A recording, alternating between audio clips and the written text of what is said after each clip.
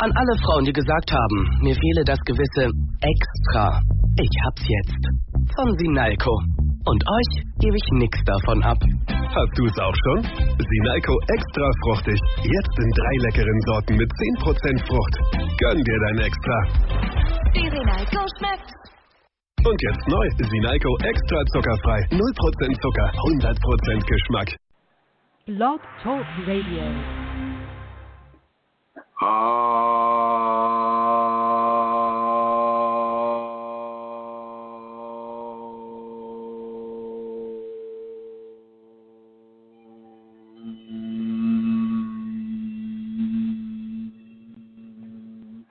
Hello, everyone. This is Chrism, and I'd like to welcome you to this conversation about your Kundalini, this radio program, which is all about your Kundalini experiences. As I said, my name is Chrism. I'm your host, and I'd like to welcome everybody who's in the chat room, and I would also like to welcome my co-host, who just was able to come back on. Some of you may notice when you're in the chat room or when you call up on the telephone that you'll get bumped off for whatever reason. We don't know why. It just happens. And Centara just got bumped off. And if you get bumped off, if you're in the chat room or you're calling up or you're listening, from your computer on Facebook, if you get bumped up, just sign back on. And the shows are archived. So you can, after the show is over, you can go back and see whatever it was that you missed. If you missed anything, it could have been just me falling asleep, and you wouldn't have missed anything. So here we are, and I'm going to go ahead and introduce my co-host. Her name is Centara Kundalini, and she since 2012 has been co-host and the support of this program, and so I'd like to welcome her to the show right now. Hi, Centara. Maybe not. No, I'm here. I hear you. I expected you to hit the red button. Sorry. Okay. So here we are, another beautiful day and another beautiful evening in Ireland to talk about the Kundalini. And today I want to just kind of go over some of the unusual things. We know about the head pressures, right? We know about the head pressures. We know about the kriyas. We know about, some of the aches and pains that are associated with it. But today, some of the more unusual things, kind of fun things too, like the hyper flaring of the nostrils, I always found to be somewhat entertaining, especially if you could see somebody with hyper flared nostrils. It's quite it's unusual, to say the least, and you would be surprised how wide those nostrils can get. Let me tell you, you would be amazed at how wide the nostrils can get, and they can get pretty wide. I mean, you won't be able to use them as a parachute or anything, but they can get quite wide, and one of the reasons for that is as the Kundalini comes up through the spine and up through the neck and then up through the front channels of the face, the Ida and the Pingala, the two major conduits of Kundalini within the person, these are the channels that crisscross around the chakras up the spine. These terminate at the upper lip of each nostril. And have you... I believe you've had some experiences with that lately, Centara. Is that true? That's true, Chrism. Yeah. It's kind of come, I suppose, in cycles. I find this happens, I remember the first time my nostrils flared, actually, and I hadn't read anything about that at the time. And it's the most weird, amazing thing, because that's not part of your body that you really do anything with your nose, and suddenly your nostrils open and become huge. I would like to see somebody be able to hyperflare their nostrils like that on purpose. That would be amazing. And also, Yeah. I mean, I think you had a perfect opportunity to do some gold mining there with the upper lip about 1/8 of an inch in. Well, in there, and the you're talking about the lip of the nostril now, right? Yeah. Well, you can get. I remember getting crusty in there, and it wasn't from picking it. It can get quite sore, you know. Oh yeah, that's for sure. You know, that terminus point, man, it can inflame and form like a kind of like acne on the inside of the upper lip of the nostril. And you know, if you try to fiddle with it or you try to pick it or pop it or do anything like that, it's excruciating in its pain. And so, and you try because it's. Because you think that you think it's just it's just like inner acne. It's like your tongue on something wrong with your tooth. You know, you keep exploring it, and so once again, ladies and gentlemen, this is a Kundalini phenomena.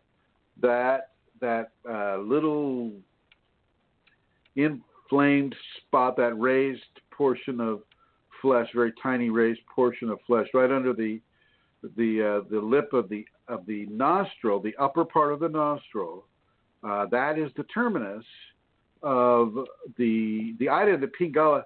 Actually, that's not correct. I cannot say with total clarity that is the terminus. What it does is it hooks into another channel, and that channel goes on either side of the nose, and it goes up the bridge of the nose, and then up and over the forehead, and joins itself into the crown chakra, to those front petals of the crown chakra. And so it's a very, I don't know, I guess the word would be constricted point. It's a very, very small point there where it really kind of changes its position from the head or the thoracic. It's basically running all the energy from the tailbone all the way up the spine and all the way around each of the chakras, all the way up through the neck and then through the face, over the eyes, and then down onto those lips of the upper lips of the nostrils, and then hooking in to the twin channels that go up the bridge of the nose and over the forehead and into the seventh chakra, the crown chakra. And then, that can be a pretty intense level of blockage, and the inflammation doesn't have to be due to a blockage. It can be due to just a lot of energy coming through that the flesh of the nose isn't acclimated to yet, and so it forms that problem. But did you just sniffle? Was that a sniffle, Centaura? No, I wasn't sniffling. I kind of said, yeah. But one of the things that happens as well, Chrism, at that time, it did for me anyway, was the air going in to the nostril spontaneously. So suddenly, one or other of the nostrils doesn't breathe in air anymore, like it's spontaneously. It's the other one does it all on its own. So there can be a huge amount of activity going on in one nostril. Yes, indeed. They're it is. I agree. Go, okay. I wasn't saying that. Okay. So here's the thing is like, and a lot of people, when I say, well, have you been doing the safeties? Have you been practicing the safeties? And they'll say, oh yeah, I've been practicing all the safeties. Everything's good. I've been doing that.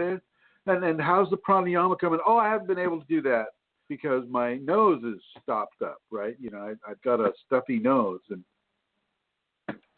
And what I find with the Kundalini is that she will coordinate a level of choice, her choice, about which nostril you're going to be able to breathe through. And of course, if both nostrils are plugged up, well, then that choice is that you need to have some detox drainage going on before you're going to be doing anything with your nostrils. You can purse your lips like you're whistling, and you can breathe that way, but that won't do too much for your nostrils, right?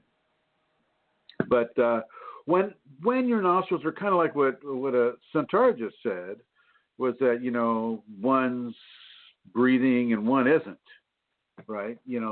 That's basically her choice. She's going to choose which one is going to be the dominant nostril to instigate the flow of air, but most importantly, the flow of prana into whichever side of the body that you're looking. You got to remember that the right nostril is sacred male, the left nostril sacred female, and she is controlling the amount of energy and the balance and the harmony the nostrils really are a control vector, just like the hands, just like the feet, and everything. God, you go vivisect the body, and you've got that one side, and you've got the other side, and with the nostrils, she's controlling the amount of energy that's coming through as a form of a customized level of energetic intake for you and for your energetic anatomy. And, so it's very true what Amelia is saying, that one side may not be breathing at all and the other side will totally be breathing. And that's just normal. That is something you don't kind of look at that and go, oh, God, then try to force it. You just allow it to occur because, this is her stepping in to your process in a very, how do I say it, in a very pronounced way. She's not trying to hide. It's nothing. I mean, hardly anything with the Kundalini. The Kundalini doesn't hide its manipulation of you. It's pretty overt everywhere. It's just that you don't have always the facility to discern what is occurring on the body. And so people jump to conclusions like, oh, gosh, I must have, this syndrome or that illness or this or that, And I even got this question today on the groups, on one of the groups. It's like, when do you just look at everything that's happening and then you either discern that it's Kundalini or you discern that you're just sick? And the thing that comes to my mind when I look at that is like, if you have Kundalini, you're never just sick. You're just not able to discern what is happening to you. A lot of the areas of manipulation on the body are there to form different types of detoxification.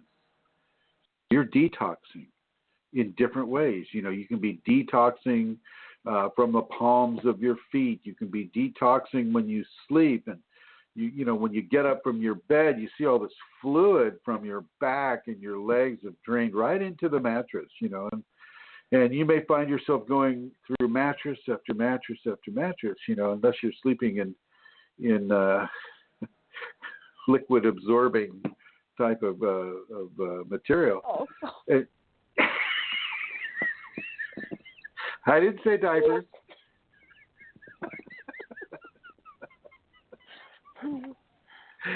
But yeah, because it's hot. It gets really hot, especially if you're in a warmer climate, like say in the Caribbean or Hawaii, South Pacific, somewhere like that.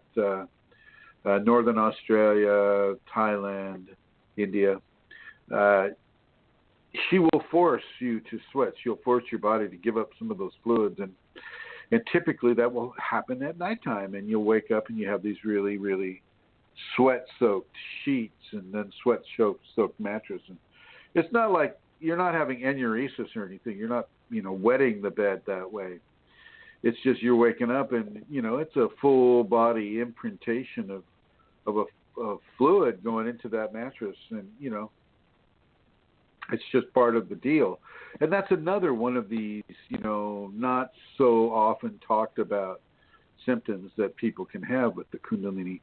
And this is in addition to all the other things that we do talk about, like the the black and blue left big toe, and the eyes being forced up, and the tongue being forced up, and the person having their diaphragm forced up under their rib cage, and some of the more common things like the kriyas, the spontaneous movements of the body, the spontaneous breath of the body, all of these things. Some of these other things like the hyper flaring of the nostrils and the hyper arching of the feet, back and forth into the arch and into the reverse of the arch, with a lifting from the heel of the foot, so to say, and these types of things. These things also occur, and even though they're not as talked about as say a kriya would be, they are all part of the scenario with the Kundalini. I go over here to the chat room, and look, Andrew said it sounds great. We always have to do some sort of a sound check with people here on this program because these are digital studios, and the sound isn't always coming through. Sometimes we have to reboot. Sometimes people have to reboot. So thank you, Andrew, for letting us know that things are going well. And I'd like to say greetings back to Iman Hammond. Hello to you as well. And to everybody that's there in the chat room, Tanjira, and some of the people that I've seen in seminars before. So thank you all for showing up.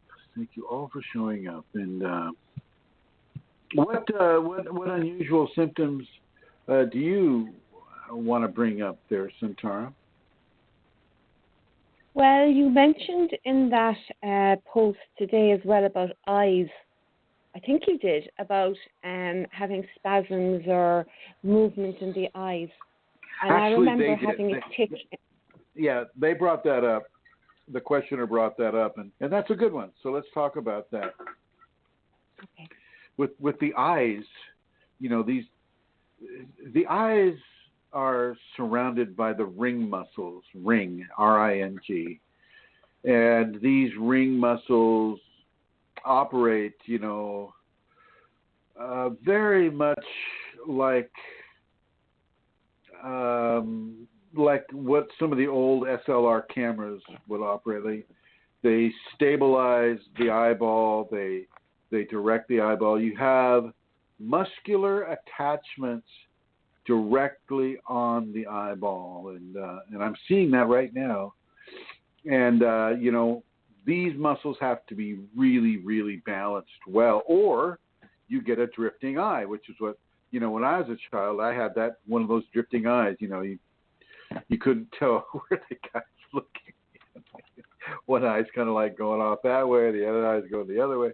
And so they took me into the hospital at Kaiser Oakland, and they put me under the knife. And at that time, they were using ether, and with the horse-drawn carriages parked outside, they were having a horse walk on a... Yep. He's that old, guys. Anyway, I remember the nurse saying, "Okay, you're going to see the man in the moon." And I thought, "Oh no, I don't want to see him." Count backwards from 10, like 10, 9, 8, 7, 6, and then I went unconscious, and what they did is they detached the muscular filament that was attached to the eyeball, and they reattached it somewhere else on the eye to give it a balance, and they had some experience with that, so they knew where to attach it to give you bifocal vision, and they went ahead and did that. But with the Kundalini individual, these muscles, and not just the directional muscles, that go side to side, but also the up and down muscles, and also the muscles that are,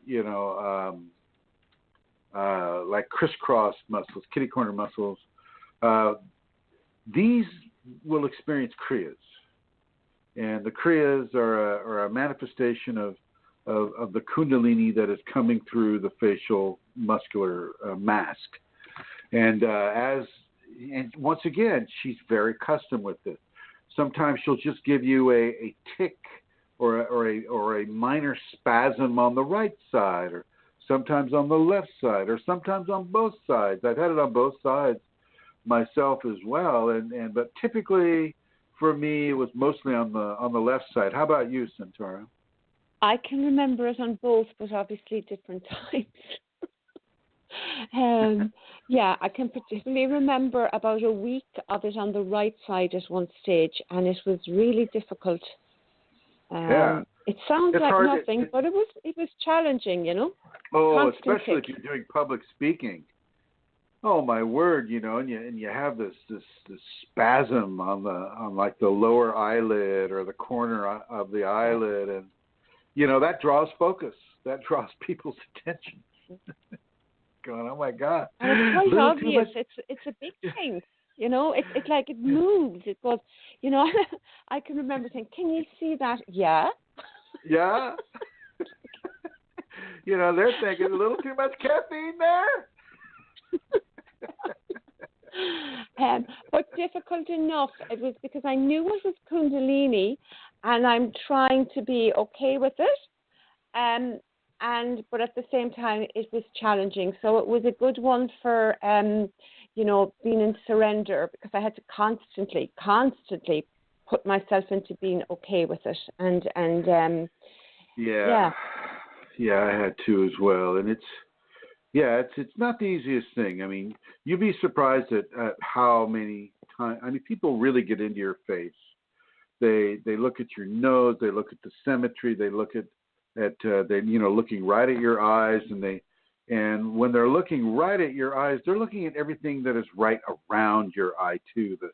The epicanthic folds, if you have any, or the crow's feet, all of that stuff is being observed. And when the Kundalini starts to move in there, and she will start moving those muscles. I mean, that's part of the infusion. So I think I want to thank you, Centaur, for bringing that up, because that is something that's very worrisome for people, especially if you're doing a business presentation or you're inside of the early part of a relationship, and he's looking into your eyes or she's looking into your eyes, and all of a sudden he's got a tick. And it's like, no, really, I don't have a meth problem.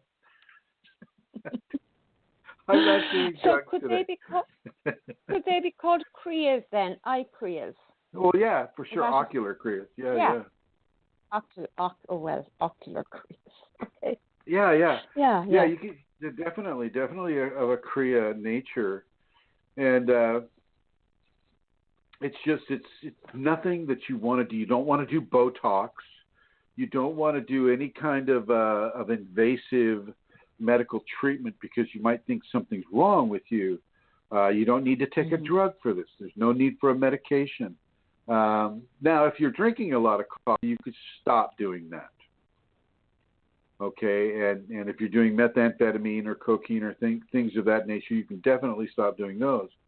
Those will add energy to these kriyas, just the same way that when the adrenals are amplified by the Kundalini, to secrete greater amounts of adrenaline into the bloodstream. You don't need to put fire out with fire with this. So stop the caffeine. Stop the hot, spicy stimulants. Like cayenne peppers or jalapeno peppers or things of that nature, because you are kind of adding more juice to the whole thing that is not necessary. Matter of fact, if you are having the eye kriyas and you want the eye kriyas to stop, really cut back on any of the artificial sugars, artificial white flour. Bring yourself into some honey, perhaps, and if you have to have some sort of a granulated sugar, then try to get organic cane sugar that reads as organic cane sugar. but be very, very, very minimal with it. Even with the honey, be very, very minimal with it, and try to prepare your food as bland as you can. Seriously, folks, as bland as you can. So if you're eating, I guess they call it porridge in the UK and Ireland and Scotland. So if you're eating porridge, or everywhere else, if you're eating like oatmeal, or do they call it oatmeal there? No, we don't. Is it we porridge? call it porridge. Okay. So if you're eating oatmeal or porridge, try to make it bland. Don't add the milk, don't add the sugar, don't add the honey. If you have to add something, add almonds, or add walnuts, or add peanuts if you have those things available for you. That's fine. You could even add like apple or a strawberry or blueberry, something like that.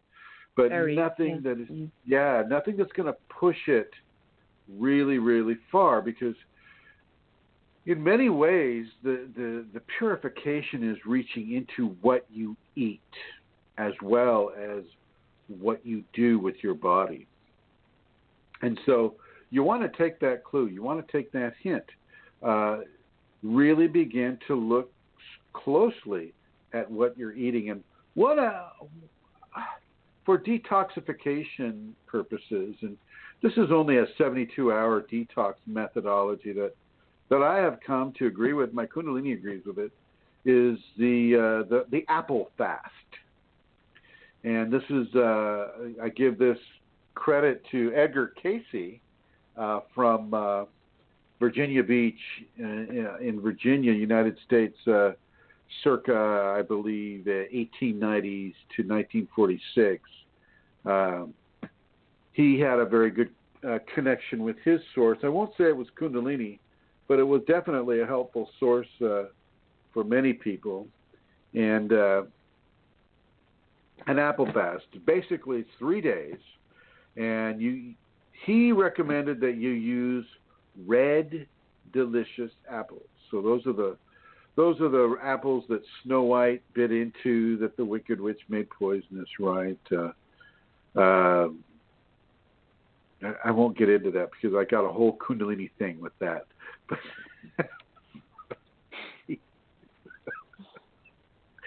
Oh my God, it's just poured into my head. So yeah, red delicious apples.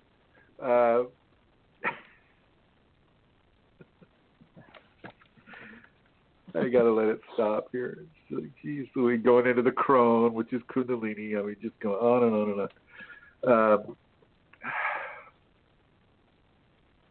So all you eat are the red delicious apples. Okay, all you eat are the red delicious apples. You can have as many as you want.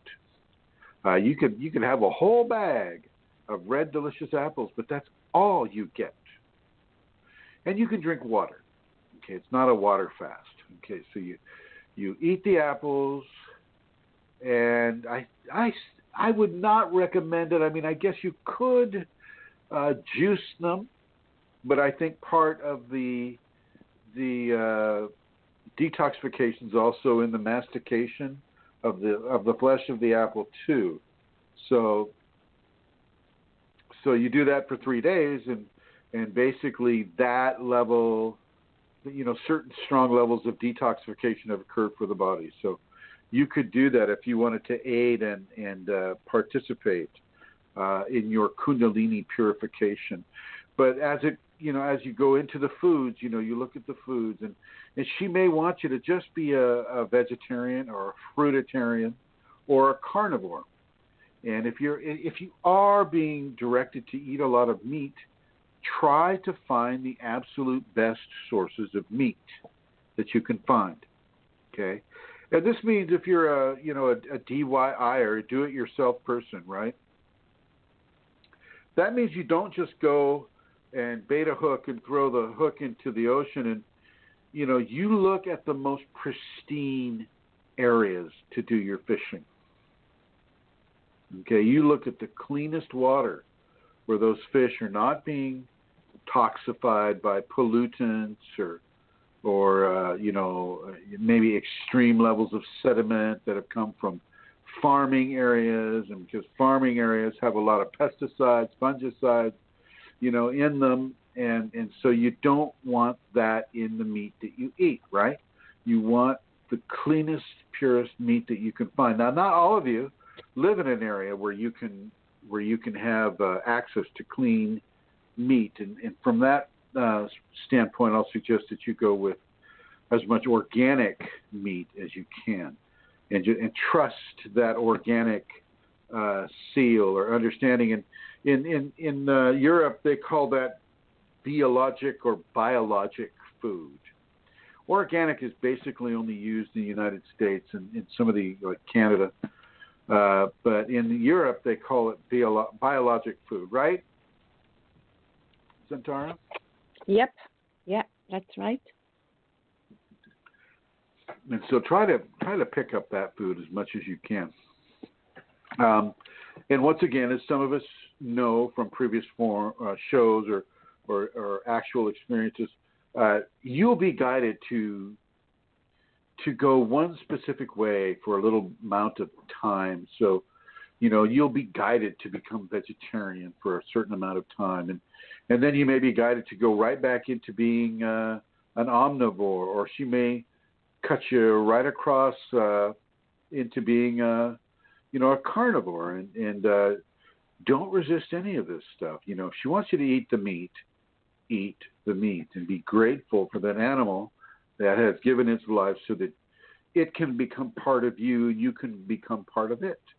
And it just doesn't that lend a whole level of sacredness to eating parts of a cow? Think about it. And that is worthy of worship. Like some of the folks in India do inside of Hinduism. They worship the cow. They never kill the cow. There's a whole culture around the bovine interactions with humans in India, and yet here in the States, I'm here in Northern California, and I grew up on a ranch that raised cows, and that they would butcher the cows there on the farm and the whole bit, and a very different ideology. And yet, from a Kundalini perspective, to partake of that animal and to have that animal become part of you, and therefore part of your Kundalini process. I mean, think about it. The Sacred Mother comes, basically compels you to eat this meat, and let's just say you've been raised in a culture where that's a forbidden thing, and all of a sudden, wow, here are the Shaktis telling me to eat this cow, and yet look at that as a great spiritual joining with you.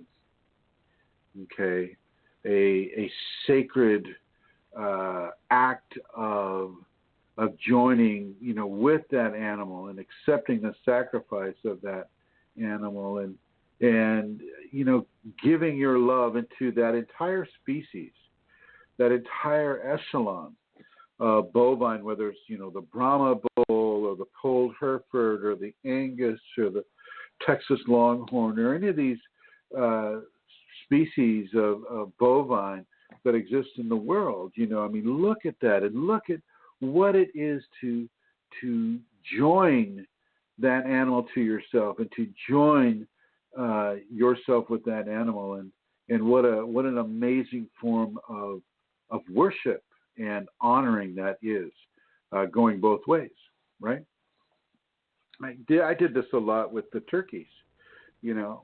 We have wild turkeys here in Santa Rosa, and I would feed the turkeys. I'd find the best seeds and sunflower seeds and millet and all these different seeds that they just love, right? They love. And so I feed them. And in the same action, I feed the sparrows and the blackbirds and the crows and the mockingbirds and the jays and all of these, different bird species. But when I would eat, sometimes I would have turkey, and I would feel okay with it because I was really completing that cycle, completing that that gifting and that receiving, and that gifting and that receiving. And the same thing goes with the plants. You know, you don't just, there's no such thing as a weed in God's beautiful garden. There's no such thing as a weed. It's just, you know, some plants are used by humans and some plants aren't. Just because they're not used by humans doesn't make them worthless. Doesn't make them, oh, let's kill that because I'm not using it in a certain way. You know, you got to practice ahimsa with as much as you can. And so the same thing goes with the plants. If you're eating, like, I'll use lettuce. If you're eating lettuce, well, then the lettuce is also becoming part of you, and the force of that life of that plant going from a seed, pushing its way through the soil, having the sun hit it for that first beautiful day of life within it, and then to have it begin to expand and to grow and to experience its evolution of life on this world, and then for you to partake of that plant and to partake of that evolution and to allow that plant to join with you and to grow with you and to nurture you, you go ahead and you turn around and you nurture the plants. You nurture lettuce. You maybe spread some lettuce seeds around your yard and just let it grow. Just let it grow. Don't harvest it. Just let it go. Let it do its thing. Just like you're being allowed to do your thing on this world. Okay. And I know that diverged just a little bit from the symptoms of Kundalini. But still, there's more to go with those symptoms, and I'm going to touch on ears, one here. Chrism? How about God. Ears? Your ears can There's develop quite a bit goes on with so ears. much.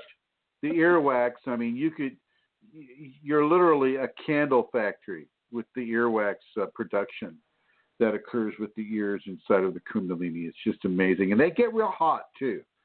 Your ears can get really, really hot,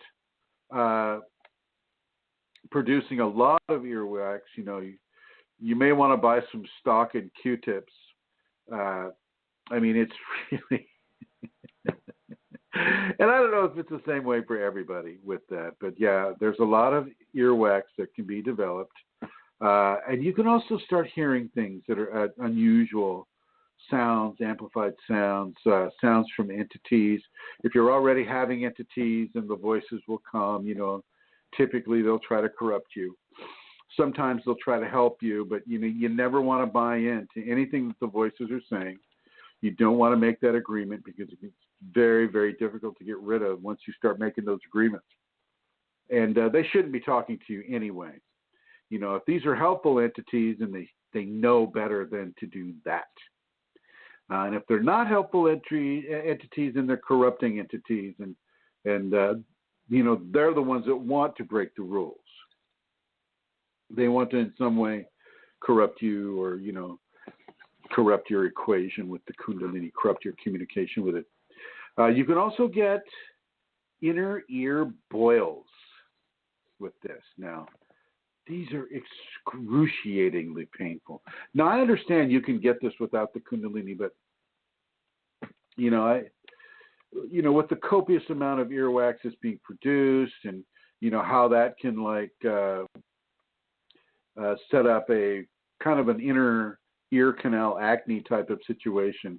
Well, it can, and they're very painful. That you get a total occlusion of the ear canal, and you know, you can't hear for a while inside of it, and it's painful as heck. And if you have the ability to get some pain medication, then, you know, I got no problem with people.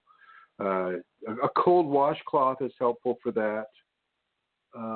I had this happen to me in '86 when I was in Spain, and wow, it was really painful. And yet, cold washcloth overnight, and the Kundalini can also just put it down.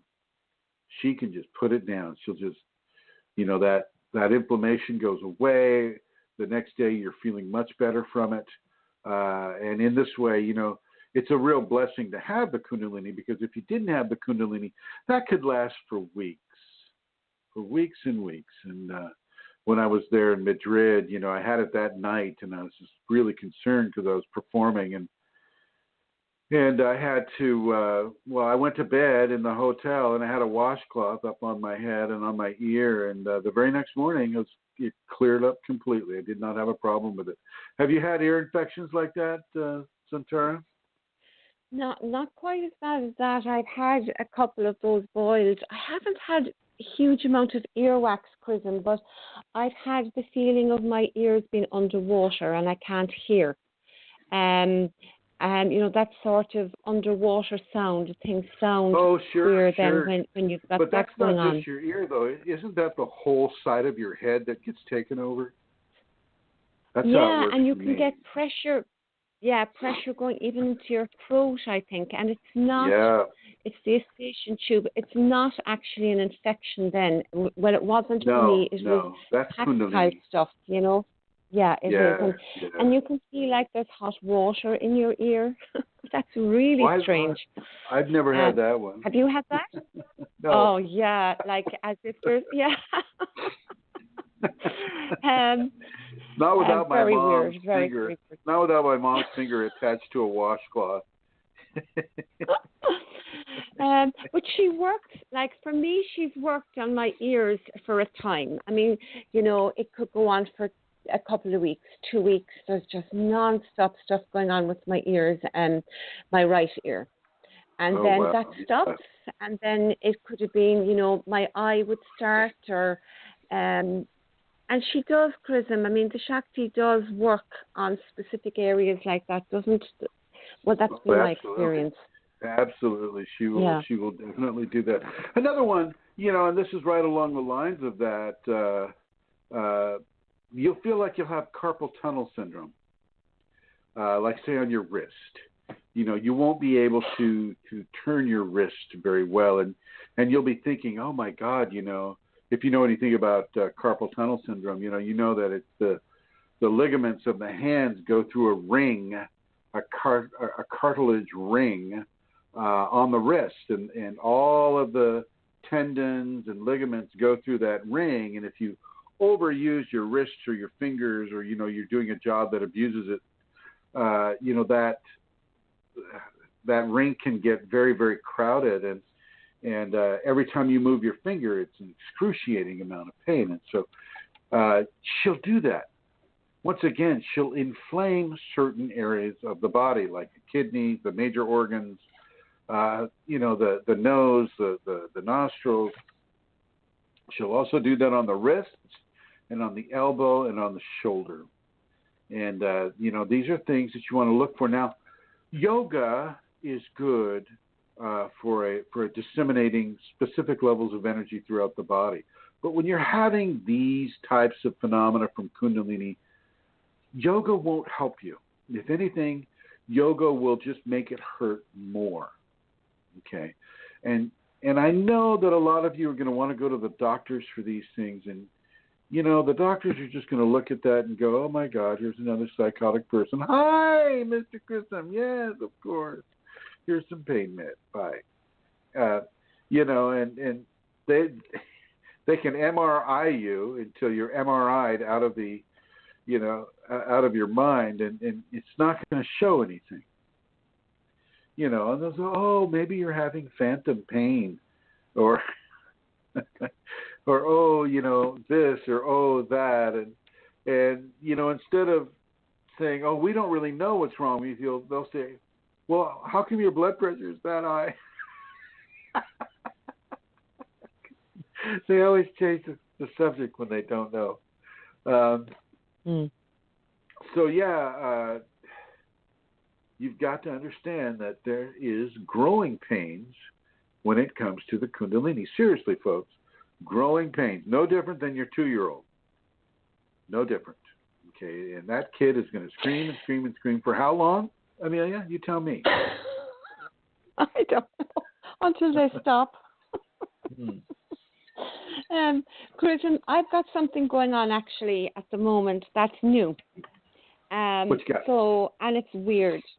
Okay, so it's on my skin. It's going on for a while now, but it's got particularly in the same area. So we're talking lower than shoulder blade, higher than diaphragm, in my back, right-hand side. Right in the middle? No, across. Right hand side. Going from the center of the spine over sort of a bit below under my arms, and I thought I was getting shingles because I've had shingles before.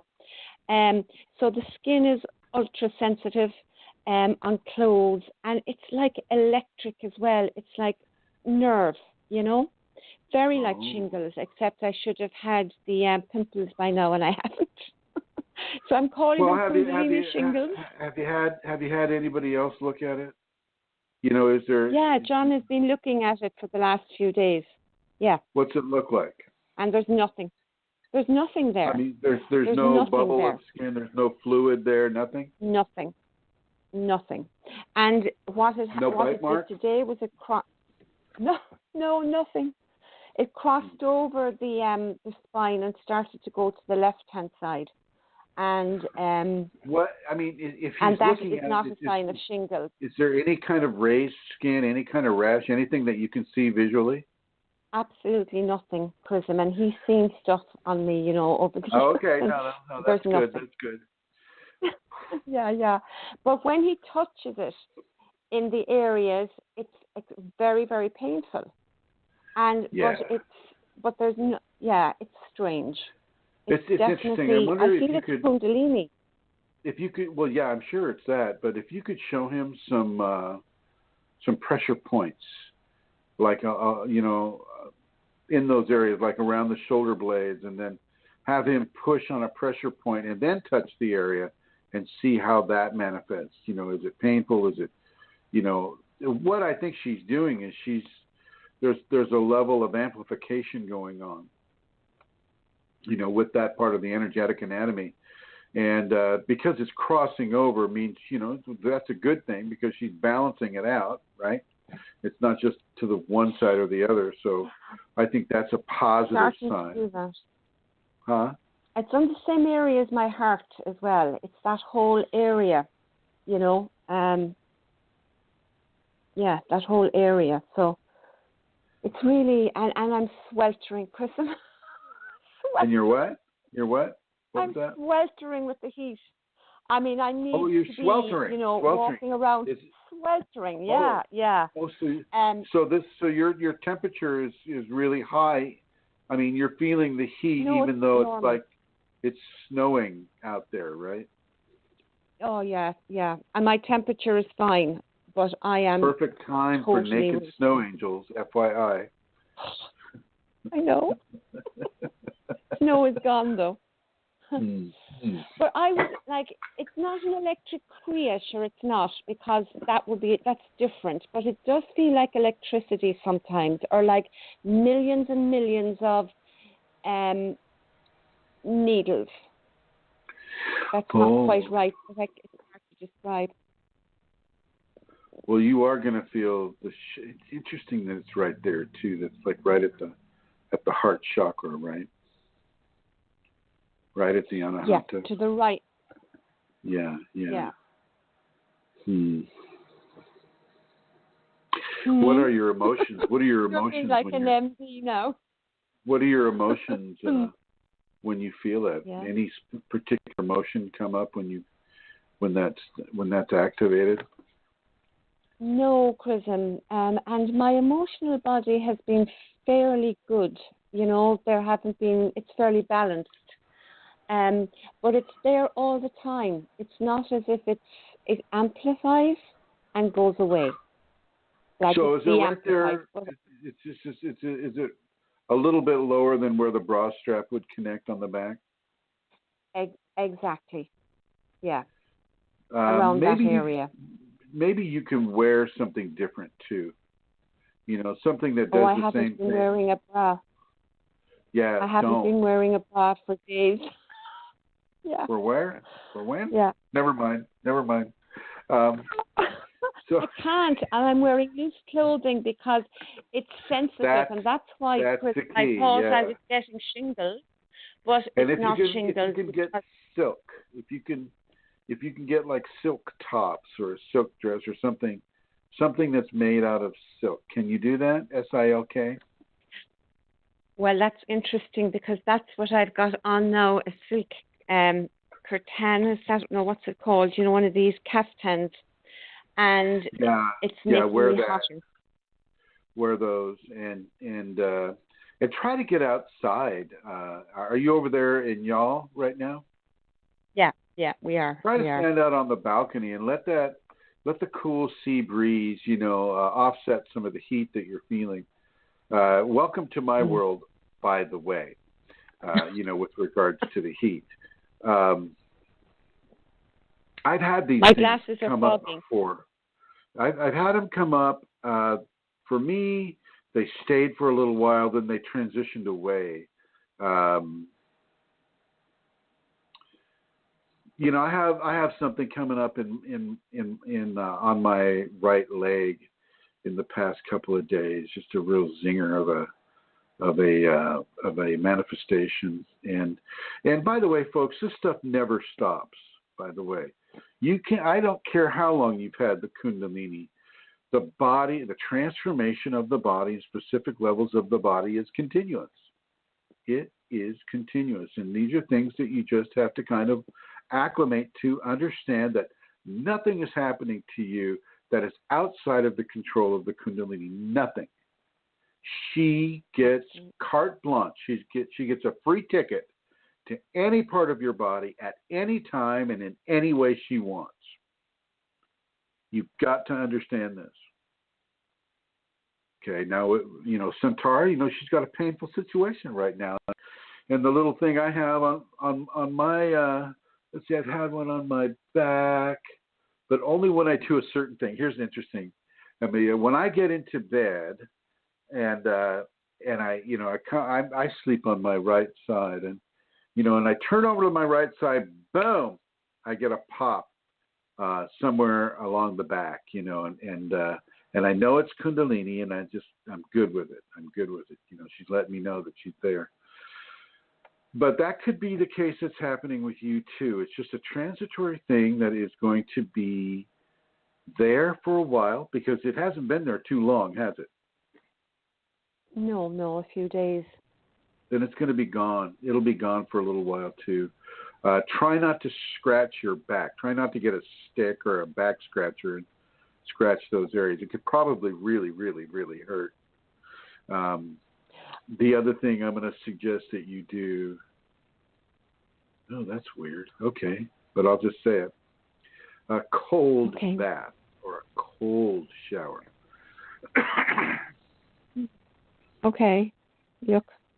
And weirdly enough, have John rub some clove oil over the areas. And I know that's usually used for teeth. Interesting.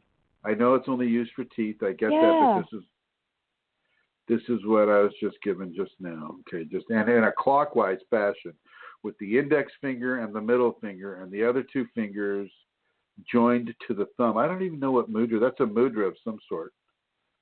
So the ring finger, little finger, and thumb tips touching, and then rubbing the oil on with the middle finger and the index finger, like a Boy Scout salute. Clockwise. Okay, and that'll be with his right hand. With the right hand.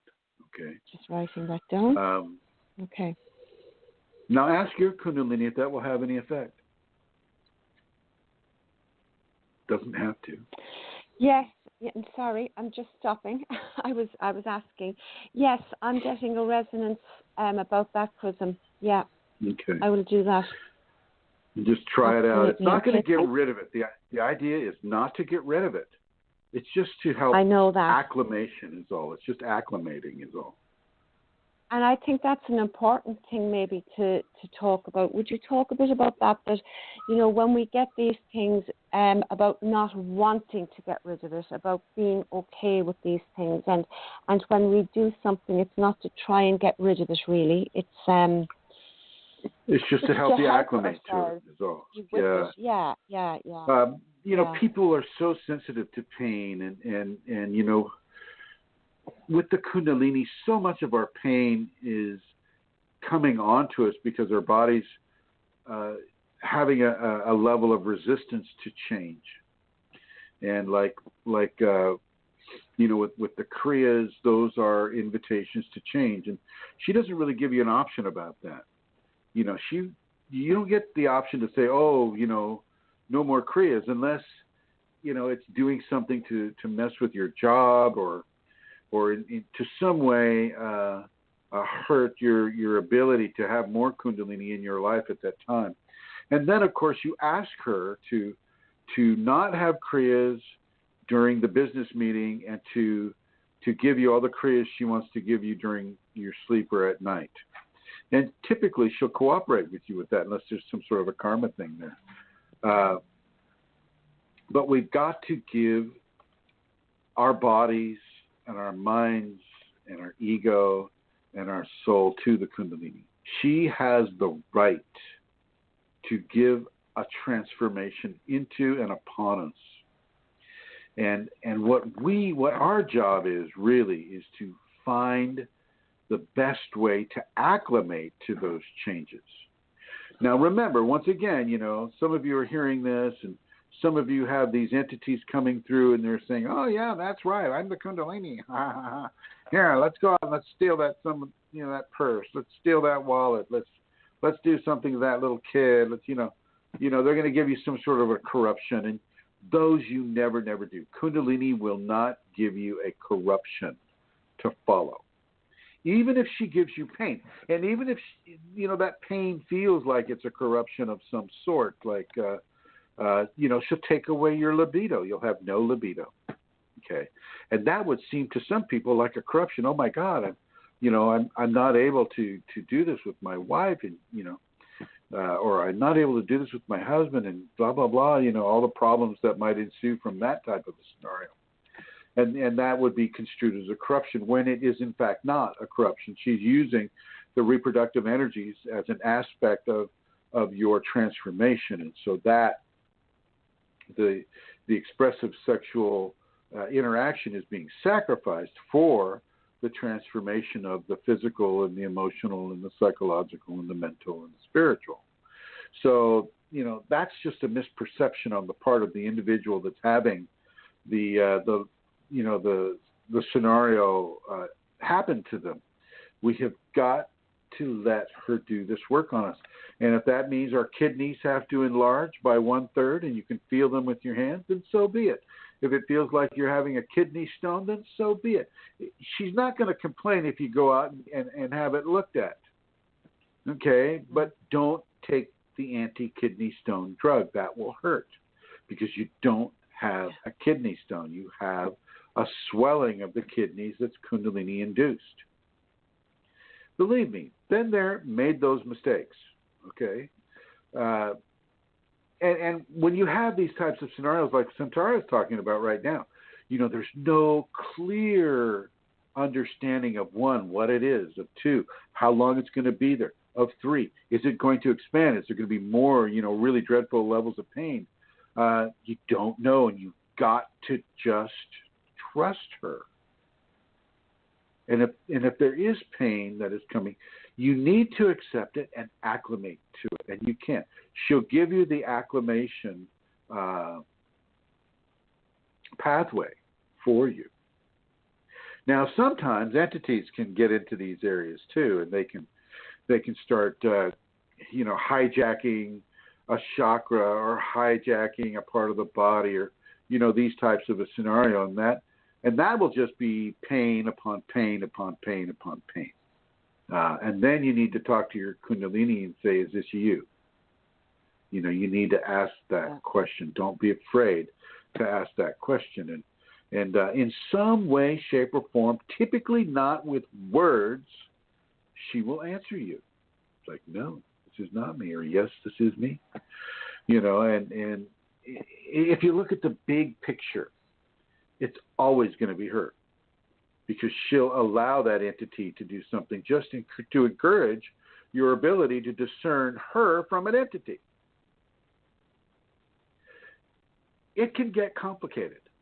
It really can, because we're not used to looking with the eyes of our pain. We're not used to looking through those eyes at what might be causing that pain. We're we're used to just doing the visual thing or the visualization thing. You know, we're not used to seeing with our fingers or seeing with our, you know, with specific, seeing with our hair. We're not used to doing that, and these aspects of the multi-dimensionalism of what Kundalini brings to us are going to need to be sharpened, seriously sharpened. And so she gives us these little tests for that multi-dimensionality to come forward so that we can see through the eyes of our pain. And so, you know, when you conceptualize it, well, what does he mean by seeing through the eyes of our pain? You target the area that is hurting, and you go into the cells of that area, and you look with the eyes of those cells that are in pain. And you can even ask them, what is going on here? What's going on with my cells in my back right now? What's going on with this? And they'll respond. But you've got to discern the response. If if there are entities floating around you, and there typically are with Kundalini people, they're floating around, right? Waiting for a moment to be able to interject a lie or a corruption. You have to be able to discern what is truth and what is fiction. And so you're also being given that opportunity. So at the same time that you're looking through the eyes of your pain, at the same time that you're asking the cells in the back what's going on, you're asking the Kundalini, is this you? You know, you're looking at the whole entire matrix of what is going on with that pain in your back, and you're funneling all the information, and you're bringing it down into a response that your mind can conceptualize. This is what I was doing with Amelia just now. I was just opening to my Shakti and in a way being neutral and yet open at the same time. You know, and this is that's how I got the clove, and that's how I got the cold bath or the cold shower. And, you know, these types of things, this is how you look multidimensionally. This is how you see. This is how you receive. This is how you allow yourself to be given information that is not of the physical world, but has an effect upon the physical world. This is why we give ourselves into the transformation, because when we give ourselves into the transformation, we're allowing ourselves to be open to levels of communication that we would not have been open to before. And this is how we learn to discern what Kundalini is telling us, and learn to discern, say, the Kundalini between, you know, as opposed to an entity or, you know, some sort of a consciousness that is not of grace, of your grace. And so it's important for people to take these positive teachings from the seemingly negative, hurtful aspects of an experience that the Kundalini is giving you. You know, I mean, I think the positives greatly outweigh the negatives in these areas, because the positive is you're learning to discern, you're learning to ask, you're learning to open, you're learning to go into neutral. Okay, you're learning to see through the eyes of the pain. So you're learning to communicate with those cells. You're learning to use the person that you are in each of those cell bodies. This is like the scatter fields that I give. Okay, you're learning to utilize an aspect of yourself that is already there, that's already living, that has all the potential to be everything that you currently are right now. All of it. Okay, and you ask, what's going on in that area? Okay.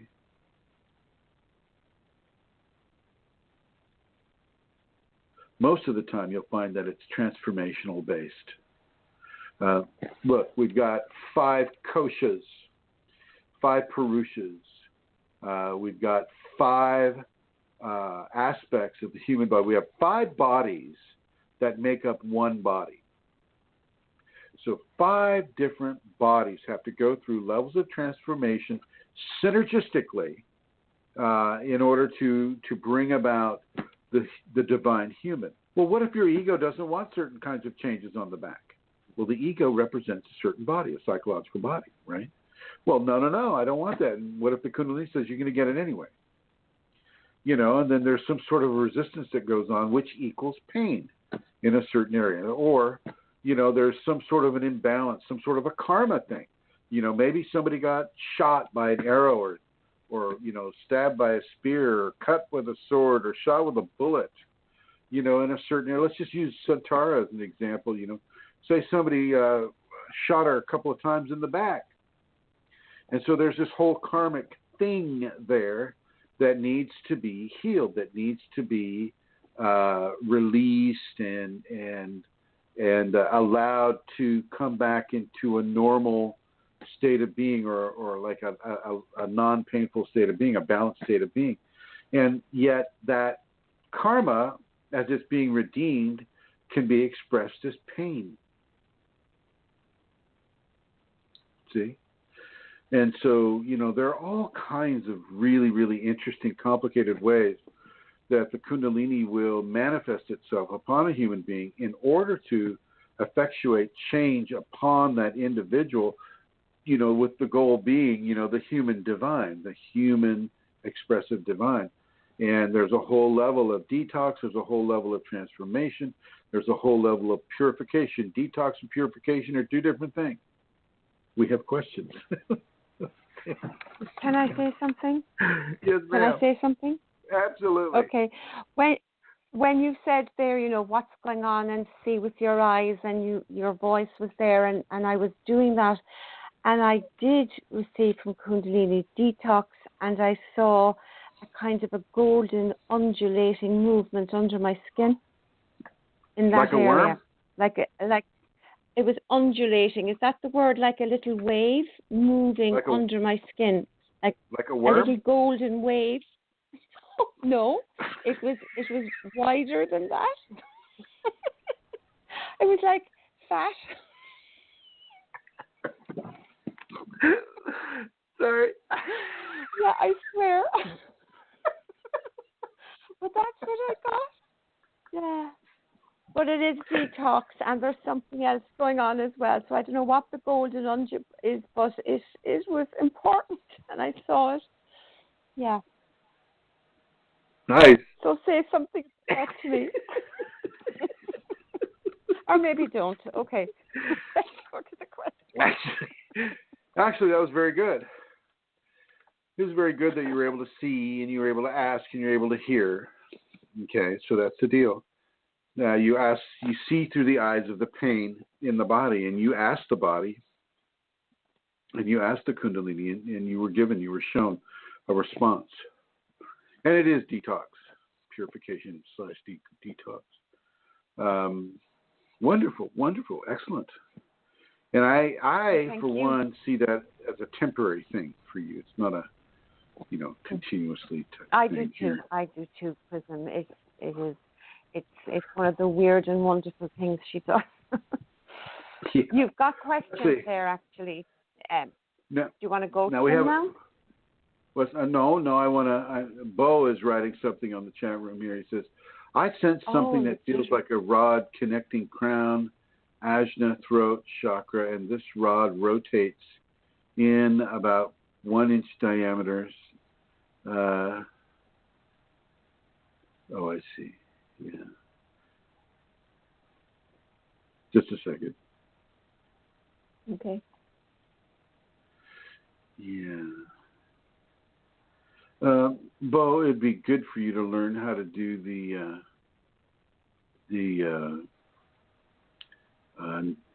how do you say it? Breathing through those 2 channels up the front of the nose. Just those, not doing any kind of a pranayama like that. But is that thing moving to the right? I think that rod rotates I see something rotating all the time there. And he says, I feel it. It gets better to describe, and in the vicinity of those chakras, not so much as connected to them. I feel it most strongly behind my nose area. Boom. Yeah, there we go. Start breathing through those two channels in the nose. It's really easy once you figure out how to do it. It's a very tactile kind of breathing where it's like chakra breathing, but you're breathing channels. You're opening channels in the nose that go straight into the crown. And I think this is what's really working with that. Interesting. And Tanjira says, I have something that I have described as a rod too, about an inch in diameter, comes through the head, but I don't feel it connecting to anything. Well, give it time. Give it time. And Bo says, okay. And I can get into that more with you, Bo, in a private conversation. Try to show you how to breathe through those channels. But it's really difficult to show you how to breathe through those channels. You have to kind of feel them inflate. They will inflate with prana. They will inflate, and you'll feel the inflation. You'll feel it filling up, and when you feel that happening, you can really feel the presence and the location. And once you have a memory of the location and the presence, it's very easy to replicate it over and over and over. I hope that helps, my friend. Okay. Yeah, we can do that. We can do that for sure.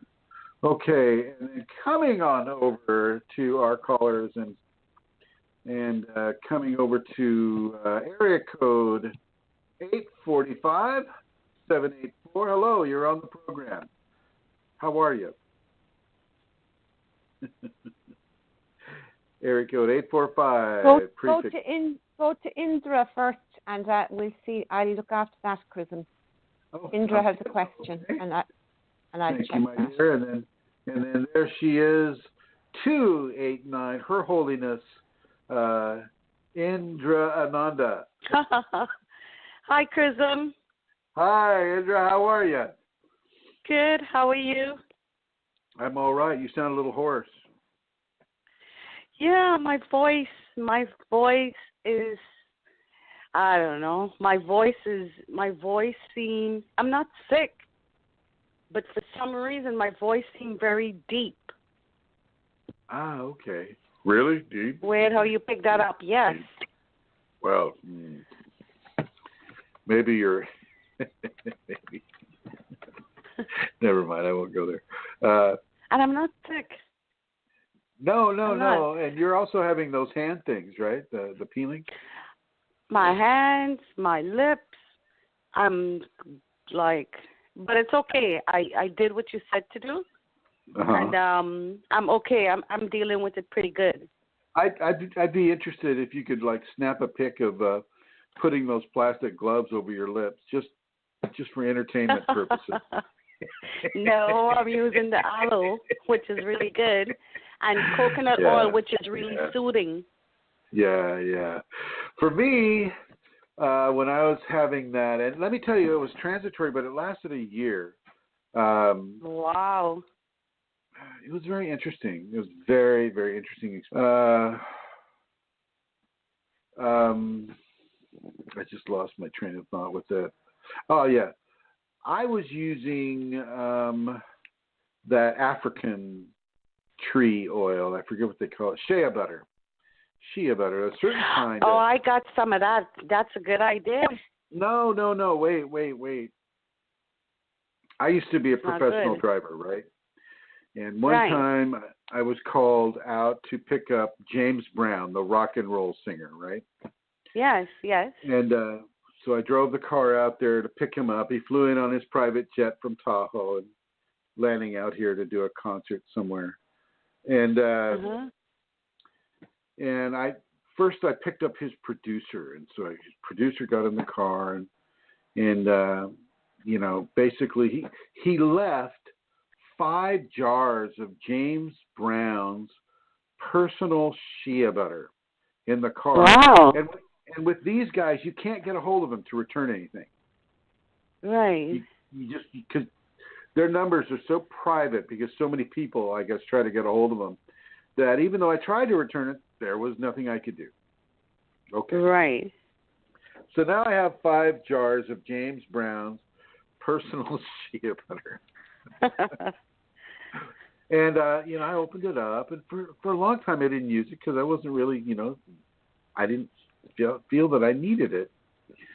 Right. But it was a very, very, very good form of shea butter, and 100% no processing, basically from the tree into the jar. And wow. I'm going to give that out to people right now. You can get it online now. You can get it online, and it's called, the company is called Omalulu. Omalulu, I believe. Omalulu or Omalolo. Let me go in there and get it real quick here.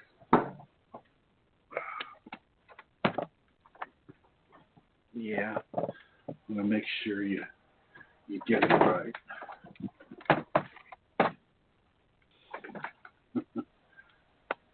I must not be where I thought I was. Yeah, but it's Omalulu, and it's unprocessed shea butter.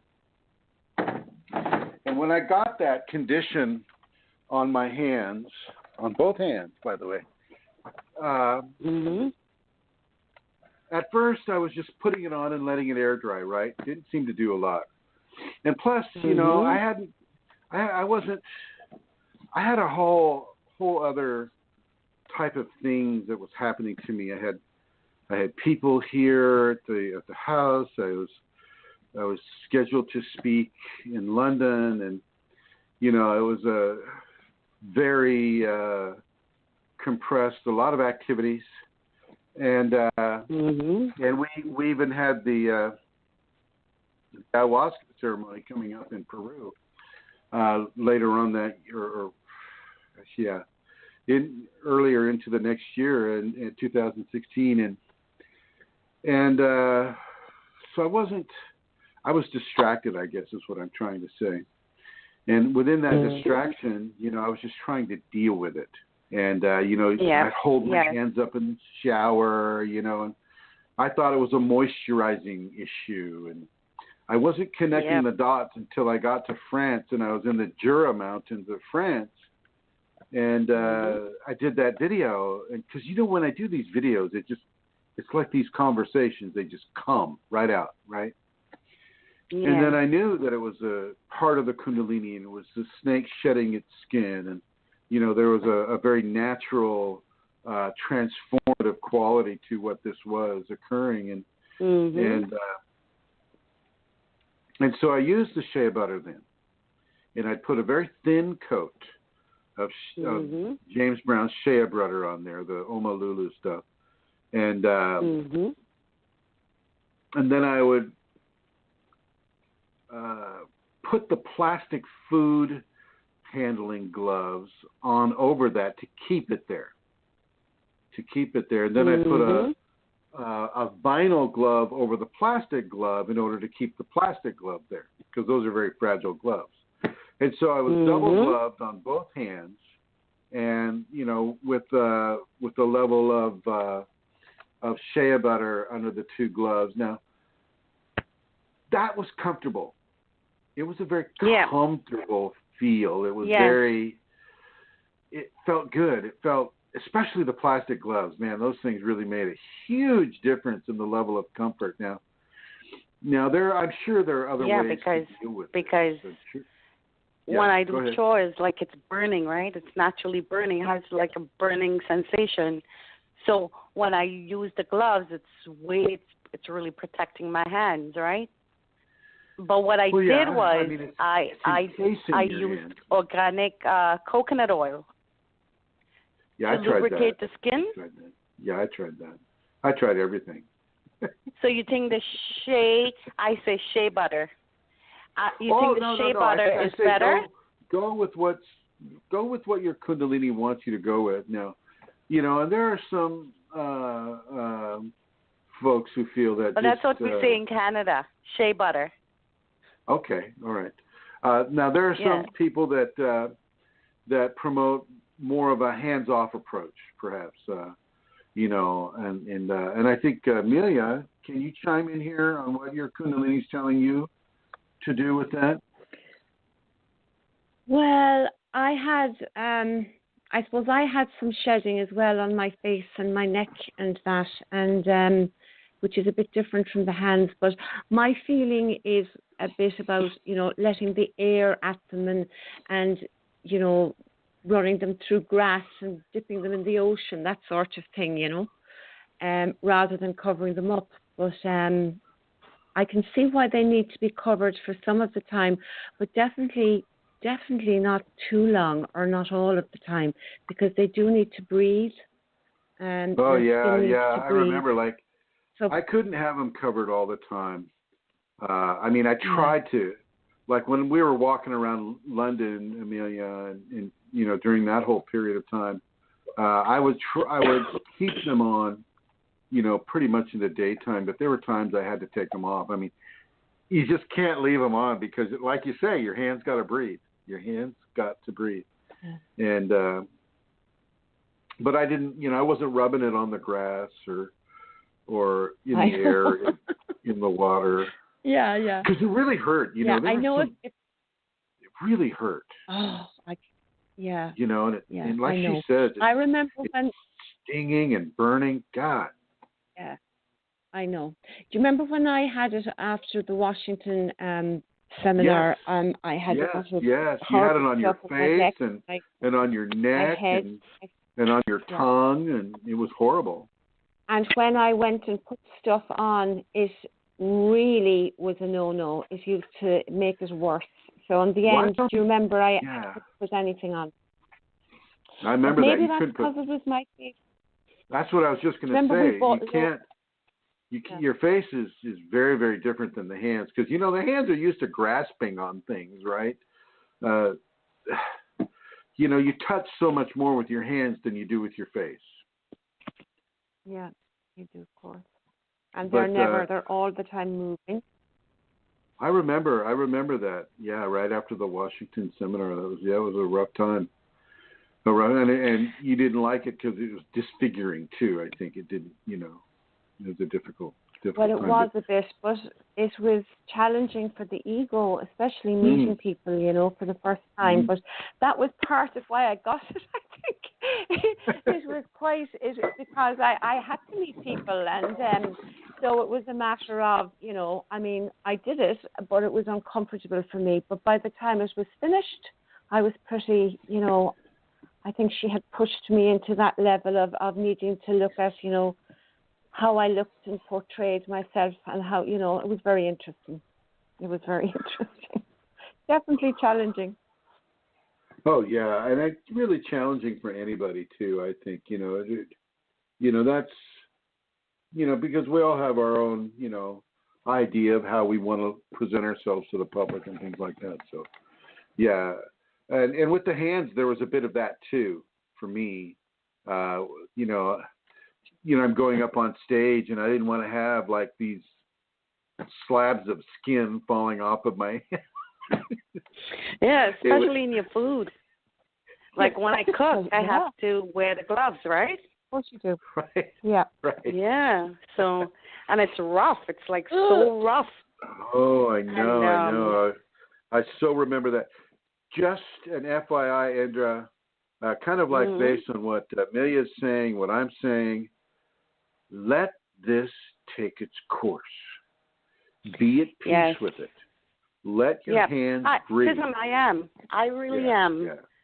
I've had Don't cover up the hands all the time. So, you're in Toronto, so you've got the snow there now, right? Yeah, and it's snowing right now. Put your hands in the snow. Your bare hands in the snow. Okay. Just let that purified ice and water. There's an energetic that occurs as snow melts in your hand. There's an energetic thing that happens, and let your hands absorb the energy. Forget about the water. Forget about the temperature. Yeah. let the hands absorb the energy. Okay. And that can be very helpful with you. Also, as Amelia was mentioning, you want to find some kind of an earth type of thing. Maybe if you can, hold a flower or hold a living plant in some way, shape, or form. Well, I was out last week. The weather was really nice here in Canada. I was out in the earth. I was lying down. My hands was on. I still have a bit of grass, it's still there. And I was outside lying down on the earth, under the tree, is that okay? What I was just getting, as I was saying that, was to buy a head of lettuce and hold the lettuce in your hands.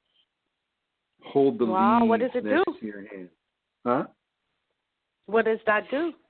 That transfers a level of living Shakti earth into the hand. Wow. Okay, so just pull off a few leaves and then put it directly on the skin. And just hold it there for a while. Hold it there for a while. Okay. And with Amelia, don't be surprised if you see other dry patches opening up. Don't freak out. Just take it. It's all good. It's all part of the transformation. Okay. Okay. Yes, I'm okay with the Chrism. What I did call in to ask you, I'm okay. I'm really okay with it. The gloves is really helping. The aloe, the coconut oil. I do have shea butter, and it is an African brand because it's pure. And I would also try that. I will try it. All shea trees are from Africa. Oh, I'm really? talking about, Omolulu, I believe. Let me. Yeah. I googled it. I can spell it for you. I have it up on my machine. It's Omar, OMARLULU shea butter. Omolulu. There you go. Okay. That's thanks. Chrism. Yes. I have a question. You could keep it simple as possible. I know there's other people calling in, but I have. Something new's been happening. I noticed for about a week now, whenever I eat, and I'm not talking spicy food. I'm talking like a green salad, whatever. Okay. I am sweating as if I was lifting weights. My hair is drenched. My clothing is drenched. Yeah. If I'm wearing a hoodie, I have to literally take it off. And at home, I have to open all the windows because I'm sweating so much. You need to go outside in the snow. You need to go outside in the snow without clothing if you can get away with it. I'm not kidding. Bare feet, bare body in the snow. Okay? Really? Yes. Yep. I can get away with it. But I am my hair. Pardon me? Amelia's having the same thing. Oh, my God. Are you sweating a lot? Oh, yeah. Unbelievably. So, yeah. To the point where your underclothes is drenched? Yeah, I am. Oh, my God. What is that, Chrism? That's the sacred male activating itself within your body. Wow. And I'm in public. If I go to a restaurant, I have to pull my clothes, literally take off my hoodie, take off my clothes, and I'm so tempted to really go outside without a coat. Wear silk. Okay. Wear silk. Okay. And layers, very light. You can wear a coat and then have something really light underneath it. So when you go to the restaurant or wherever, you just take it off and you're fine. Yes. Yes. But did you, Tara, did you notice, is it happening mainly when you eat? No, I can't say it's happening mainly when I eat, no. But it's different for everybody and it comes in different ways. So no, I don't associate it with eating. Yeah. Okay. I would have it, Indra, I'd have it all the time. I still have it. I get into a car, the windows steam up. It's just part of the deal. What happens, though, is you get acclimated to this heat, and you don't feel it as hot anymore. Yes. But when you first have it, when it first starts coming on, man, it is so hot. It is so hot. Yes. This is when I would go naked in the blizzards. Wow. And you did not get sick? Oh, God, no. I didn't even get cold. Wow. But it helps. I understand. I do. I'm tempted to just go outside with no coat. It's that bad. Because I open all the windows in my house. Yeah, upstairs, and living it's room, snowing right basement. now.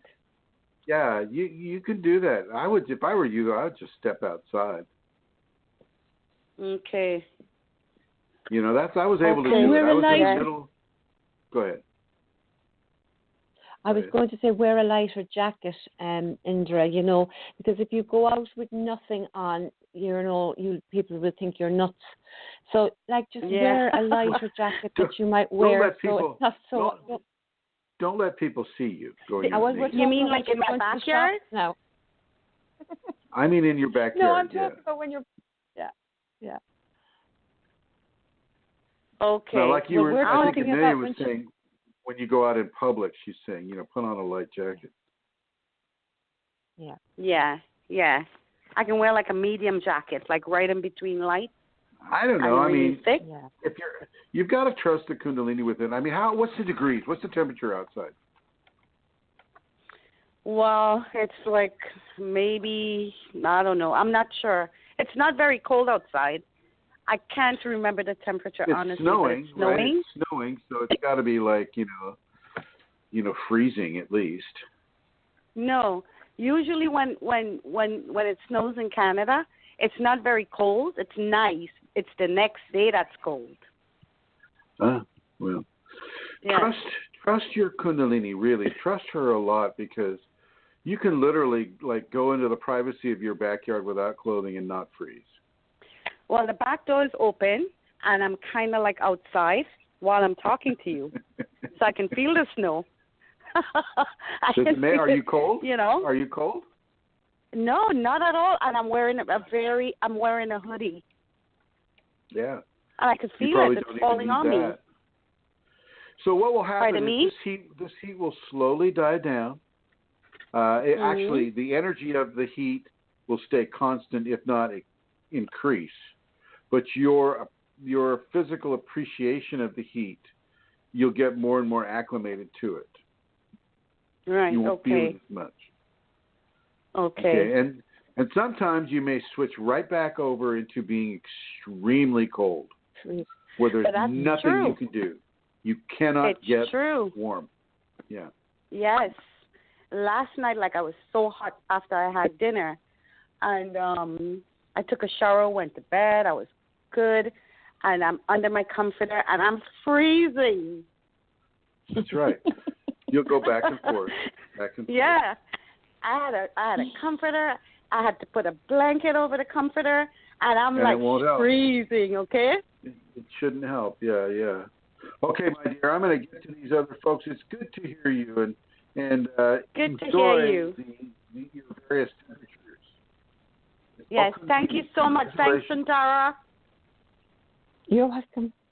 Chrism, will you go to Tyra next? Yes. Will you go to Tyra? And yeah. Hi, Tyra. Hello, how are you? I'm doing well. How are you, my dear? I'm wonderful. Today's topic is really, every topic is excellent, but, today's topic gave me so much of information that was happening with me, and I did not realize it because of Kundalini. I kept changing several doctors. They cannot visually see anything. They cannot find anything in the testing, but I have constant burning in certain part of my body. Certain parts? Yeah, certain part. Let's leave it at that.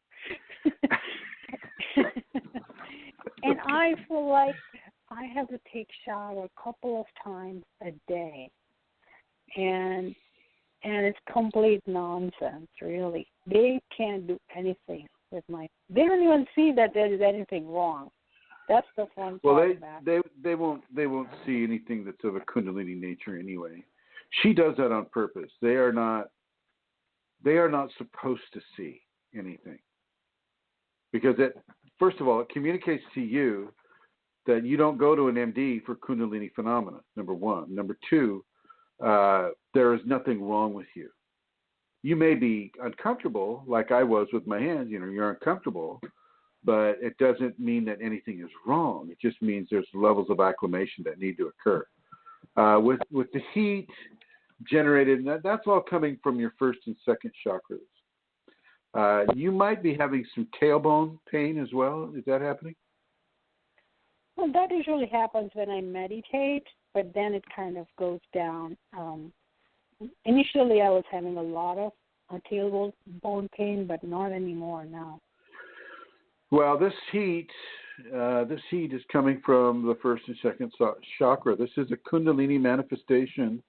You could sit in a cold bath, and that would at least temporarily give you respite from that increased temperature.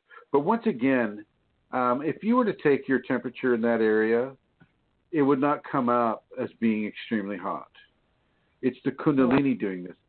Kundalini goes beyond mechanical temperature measuring. It's an inside-out scenario. And so you have to really begin to accept this. This is okay. You don't need to go into any more doctors. Nothing is wrong. And maybe, I'm being shown a picture of you jogging or running. Is that something you can do? Sure. Then do it. Okay. And where are you located? You're on the East Coast. You guys are having that really cold weather right now? Yeah, we are in New Jersey. We had some good amount of snow.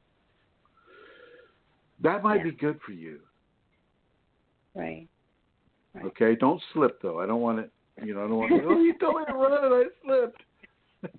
Right, but I can go to my backyard. But my neighbor's backyard is also in my backyard, and she's always out there smoking. So I don't know. Well, I'm not saying go naked out there. I'm just saying walk or run. Okay. Yeah. I mean, I did see you. I saw you in a pair of like gym shorts or something, and I was floating above you about 10 feet, looking at the back of your head, back of your neck, and following you there. And that's what I think she's pointing at you to do, is to run a little bit, and that will also spread out. So you'll probably be feeling that heat rash or that heat rush from your navel on down, all the way down to your toes. Right. So I felt like, oh my God, I have rash. And I keep changing doctor, and they're like, there's no rash. What are you talking about? They won't see it. You can get the Kundalini rash though, and I have a few pictures of that on the Kundalini Awakening ! Group on Facebook. That's a very prevalent thing. That's very temporary, typically a couple days, and it's gone. But yours is elevated temp, a lot like Indra, a lot like Santara. Right. I mean, this is elevated temp day. Wow. I really had. Can I be a little selfish here and just get on one little question for you? What was that? Can I be a little selfish and ask one more question to you? Sure. Go ahead. Okay. So last time we talked, you said about entities can see you. So like last week, I am sleeping at like 2:30 in the morning. I really literally just jumped, somebody woke me up, and I literally hear somebody walking from my meditation room to my room door. And I open my eye, and what I see, I have a white door in my bedroom, and the door is almost closed. And I think the back part, there's a red laser beam, literally a laser beam. It's not like a red light. It's like somebody's pointing a laser beam, and I look across from it. There's no light coming from there. The curtains are closed. I stare at it for like 2 to 3 seconds, it's gone. Oh, you're asking me what it is? Yeah. Well, are you sure it was a laser beam? I mean, laser? Really? Laser beam in the sense it was very sharp and pointing. When maybe it was laser. Yeah, it resembled a laser beam then, right? Right. It resembled. Okay, yeah. That's often, the entities will often use the red lights or the red eyes really? as a yeah. And they will create a commotion in the room, sounds. I mean, I would get this before I would know that an entity was on its way, and then I would get this. I don't know if you guys could hear it, but I'll try it. Did you hear that? Oh yeah. Yeah. Oh yeah. I would get that on the wall, and then 2 seconds later, that entity would arrive. Oh my God. You're giving me goosebumps and chills all over. I can literally see somebody, because sometimes, all these houses are made out of wood, so I was thinking, it's clicking.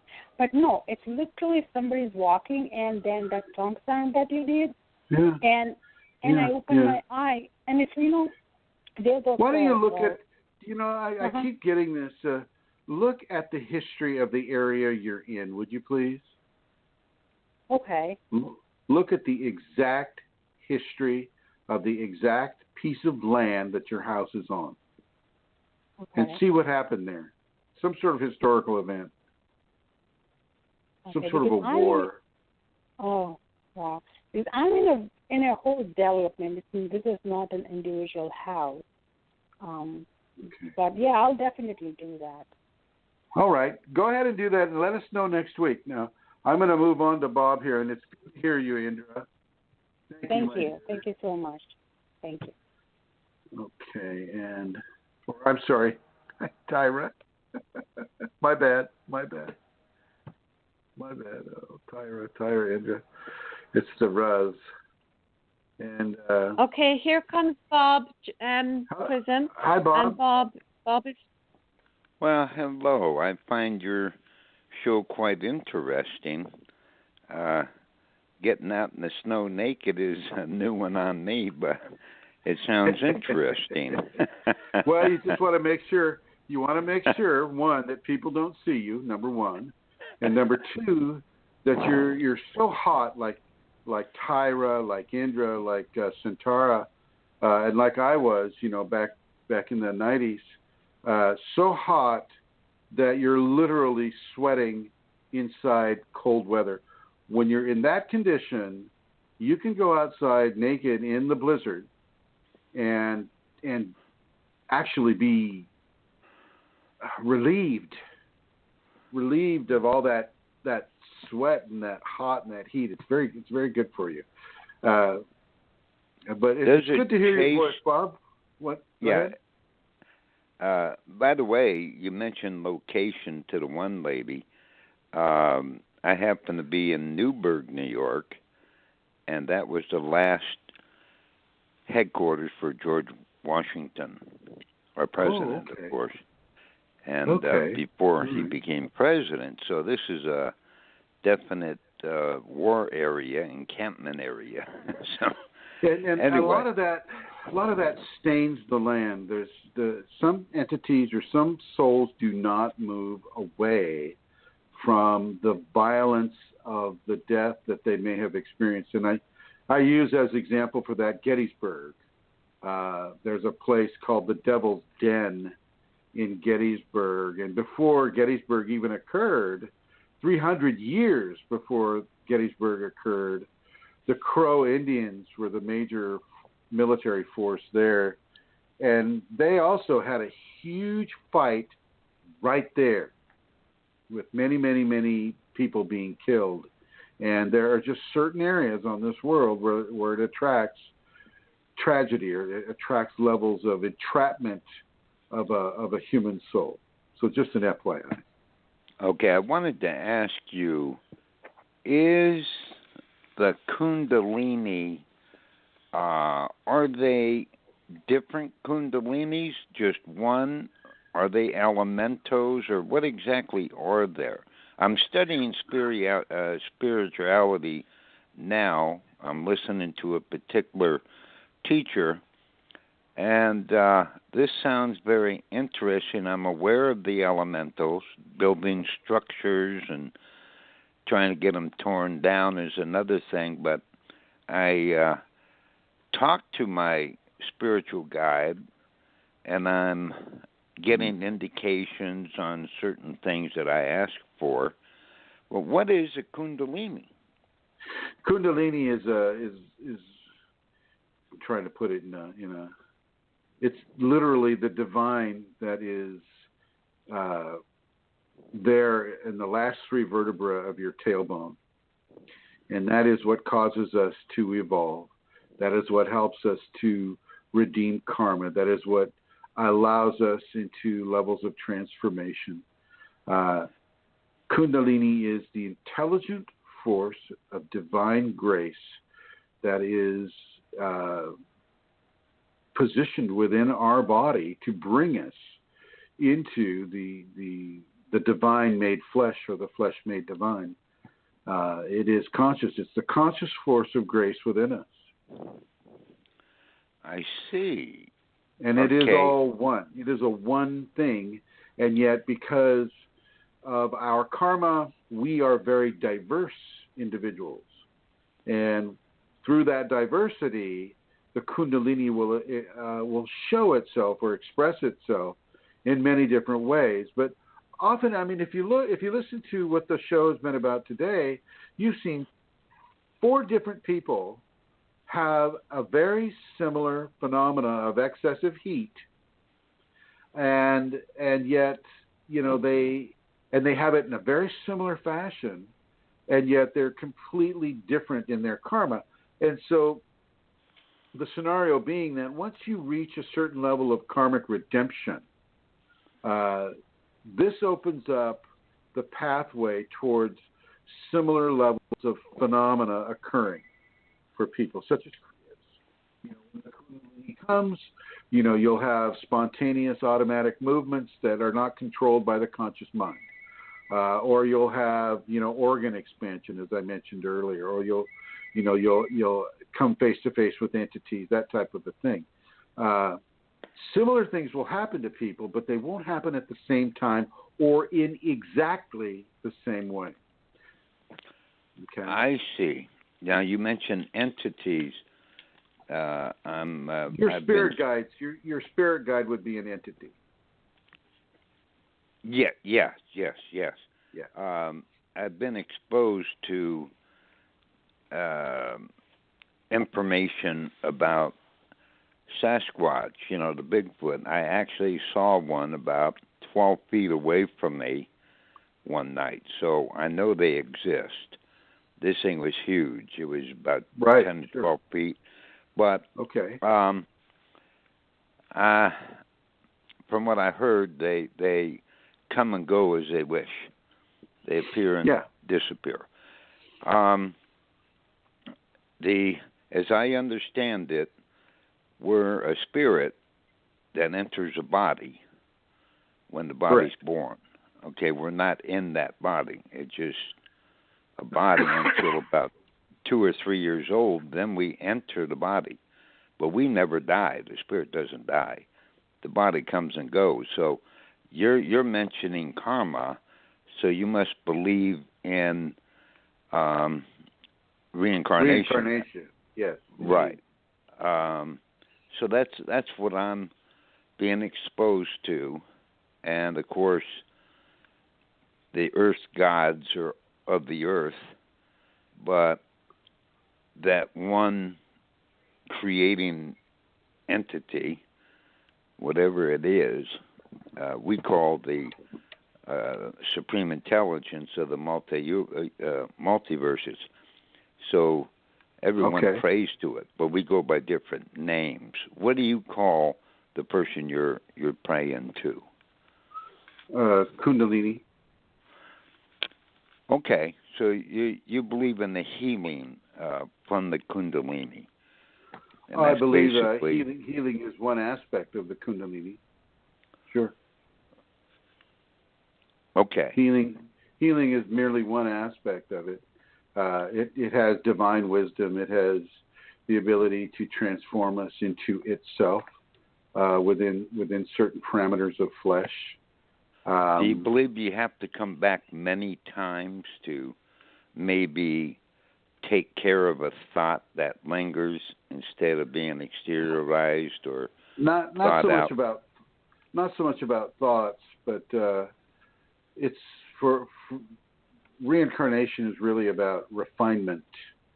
You live a life and you achieve a certain level of refinement.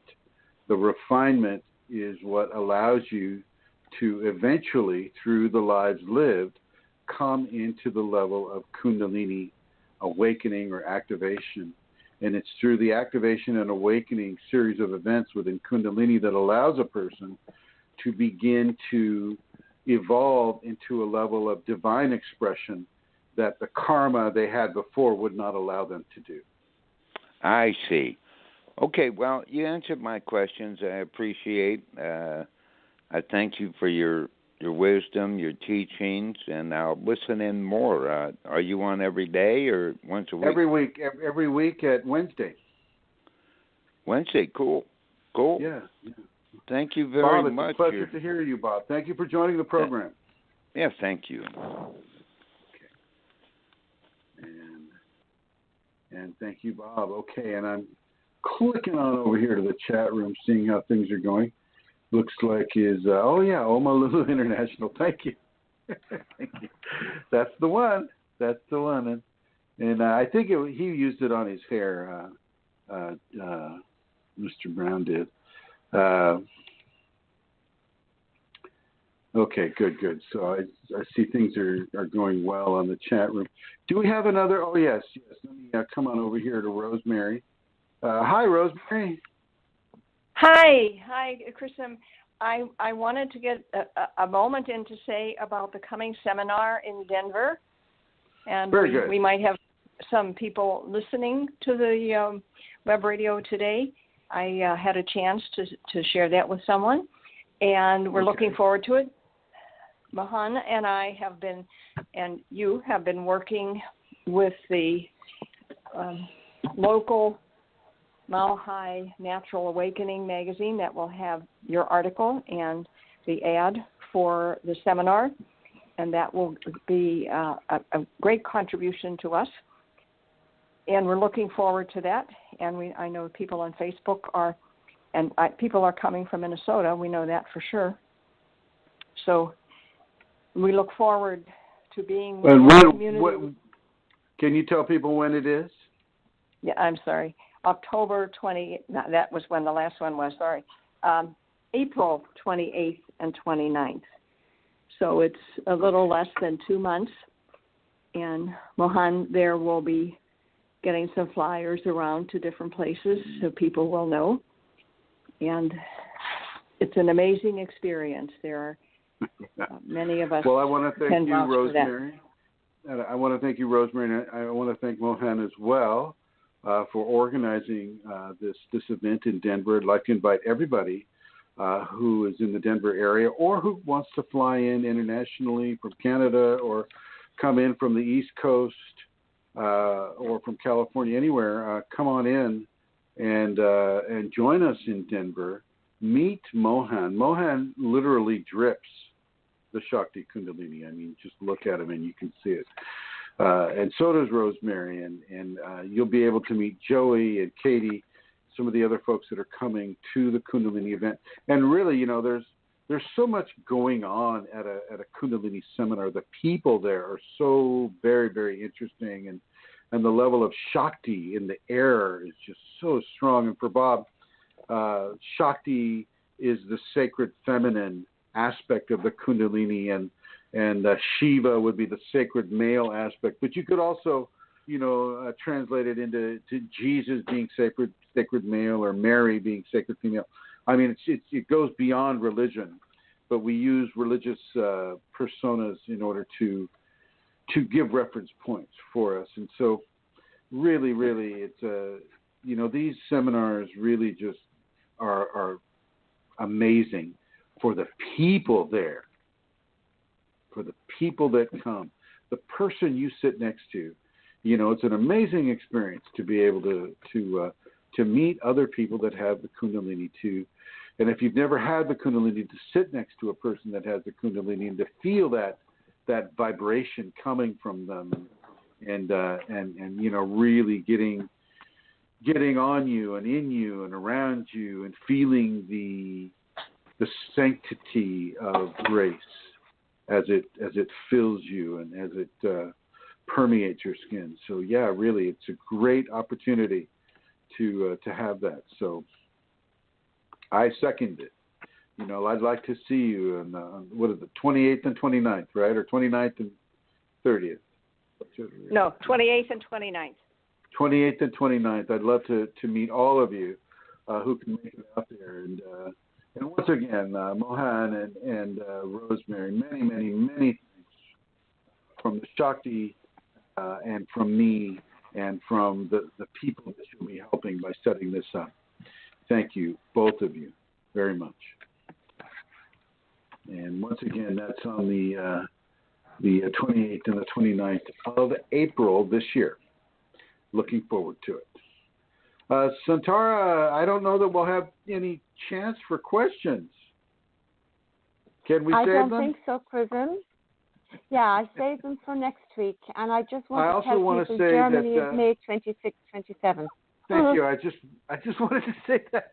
So we'll be going to Germany. I've already bought my plane ticket, so that means it's going to happen. And so for those of you in Europe, come to Germany. Contact Manisha, Maneesha, Manish on Facebook, and get your ticket. And really, really, we're going to have a great time in Germany. The last time I was there, it was an amazing event there.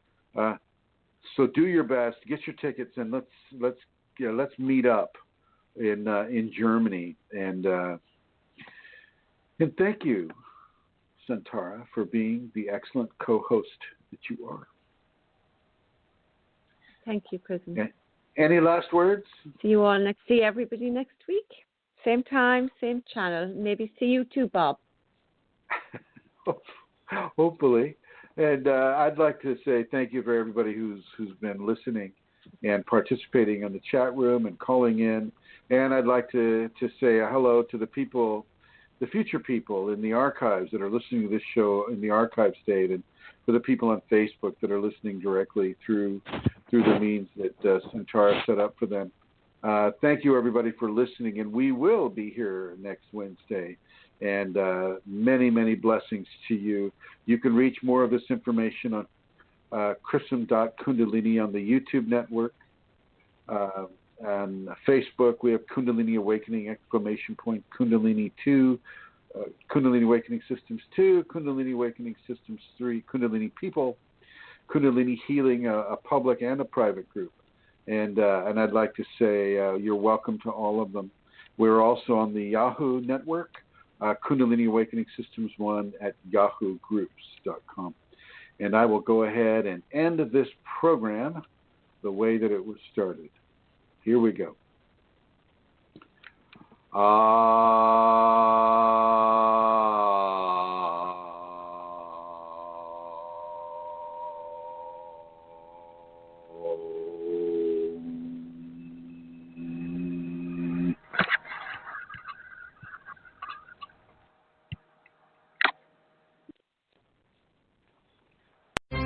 Und nun zum Wetter.